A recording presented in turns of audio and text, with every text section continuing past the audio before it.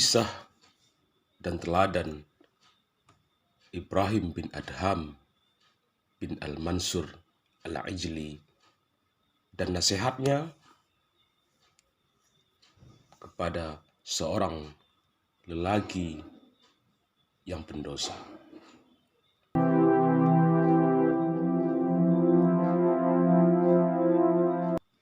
Nama lengkapnya adalah Ibrahim bin Adham bin Mansur Al-Ijli. Beliau lahir di Bukhara, Khurasan, sehingga ada yang mengenal sosok ini dengan sebutan Abu Ibrahim Al-Khurasan, dan ada juga yang mengenalnya dengan sebutan Abu Ishaq Al-Balkhi yang meninggal pada tahun 162 Hijriah.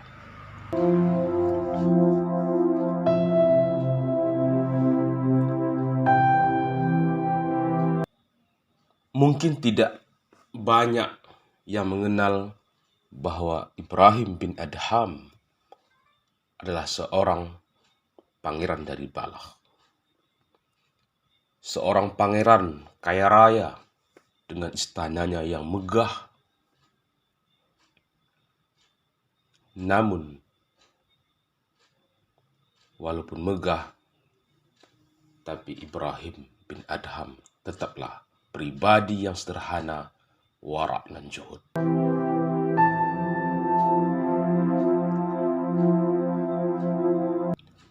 Meskipun Ibrahim Adham hidup bergelimang harta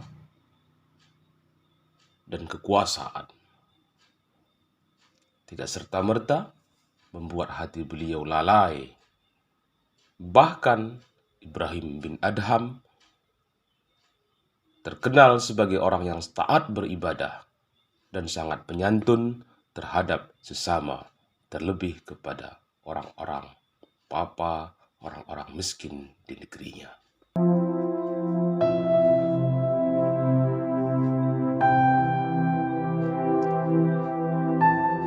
Ibrahim bin Adham gemar memberi sedekah. Ibrahim bin Adham gemar mengumpulkan para fakir miskin di istananya untuk diberikan beberapa hadiah bagi orang-orang yang juga dianggap berjasa serta memberi zakat dan sedekah jariyah kepada orang-orang yang membutuhkan.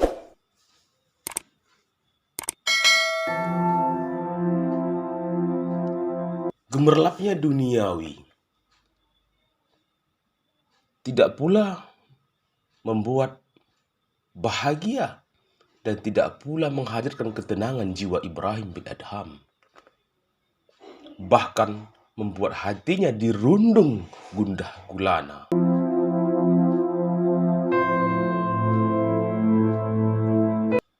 Hingga pada suatu malam, saat penghuni istana sedang tidur terlelap, Ibrahim bin Adham meninggalkan istana dengan menyamar sebagai seorang papa.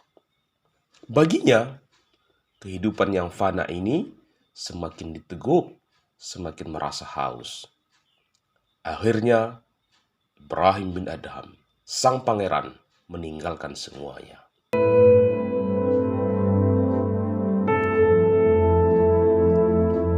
Alkisah, pada suatu hari Ibrahim bin Adham didatangi seorang laki-laki yang gemar melakukan maksiat. Lelaki pendosa. Lelaki tersebut bernama Jahdar bin Rabi'ah.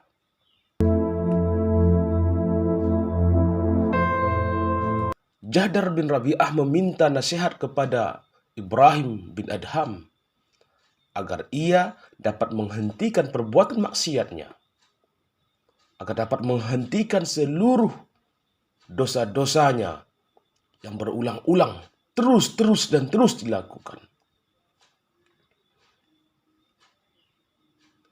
Jadar berkata kepada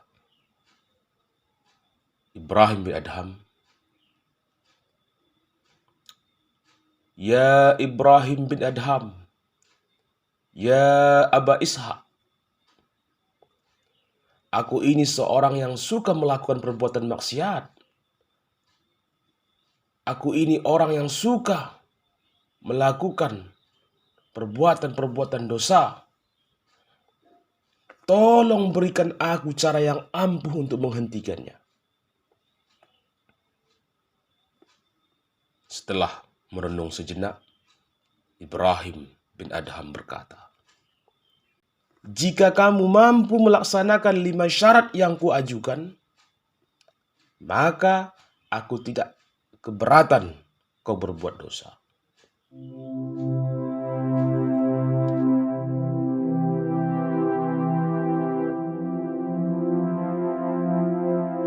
Mendengar jawaban dari Ibrahim bin Adham, laki-laki tersebut gembira dan penuh rasa ingin tahu yang besar. Dia bertanya, "Apa saja syarat-syarat itu, ya Aba Ishak?"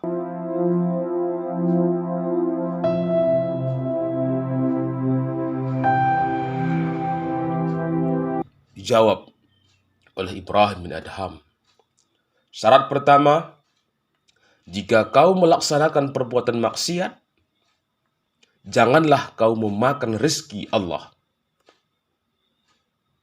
Lelaki itu seraya mengernyitkan dahinya lalu berkata, "Lalu aku makan dari mana?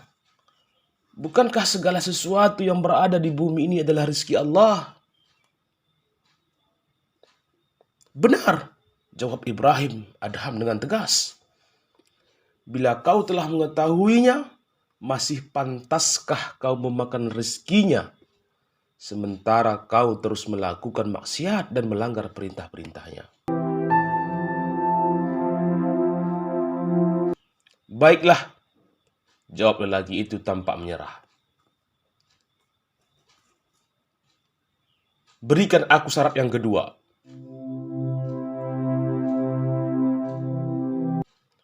"Kalau kau bermaksiat kepada Allah, janganlah kau tinggal di buminya," kata Ibrahim lebih tegas lagi. Syarat kedua ini membuat Jahdar bin Rabi'ah lebih kaget lagi. Tersentak jiwa dari lelaki tersebut. "Apa? Syarat ini lebih hebat lagi. Lalu aku harus tinggal di mana? Bukankah bumi dengan segala isinya ini milik Allah?" "Benar," kata Ibrahim bin Adham. "Karena itu, pikirkanlah baik-baik. Apakah kau masih pantas memakan rezekinya dan tinggal di bumi Allah, sementara kau terus berbuat maksiat?" Lelaki itu menjawab, "Kau benar, Aba Ishak. Kau benar, Ibrahim bin Adham. Lantas, apa syarat yang ketiga?"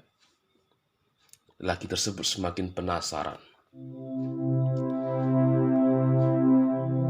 Ibrahim bin Adham berkata, "Kalau kau masih bermaksiat kepada Allah, tetapi masih ingin memakan rezekinya dan tinggal di bumi Allah, maka carilah tempat yang tersembunyi agar tidak terlihat olehnya."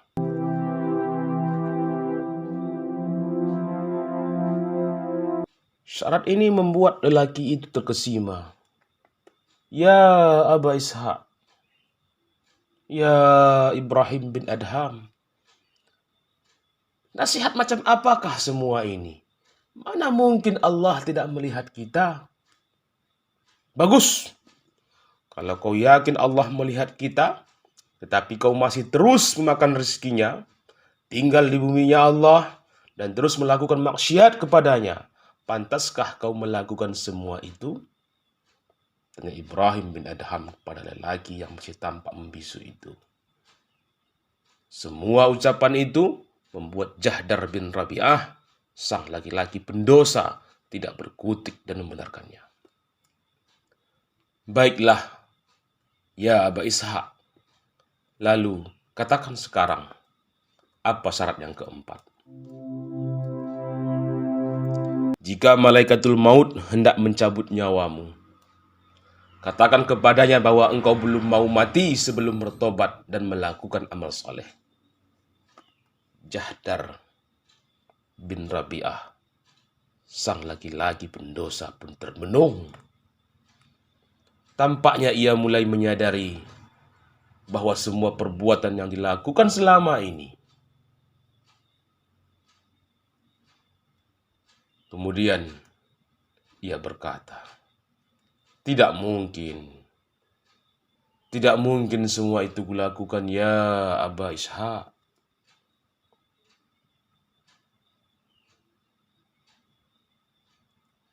Tanpa banyak berkomentar lagi, lelaki tersebut bertanya syarat yang kelima, yang merupakan syarat terakhir.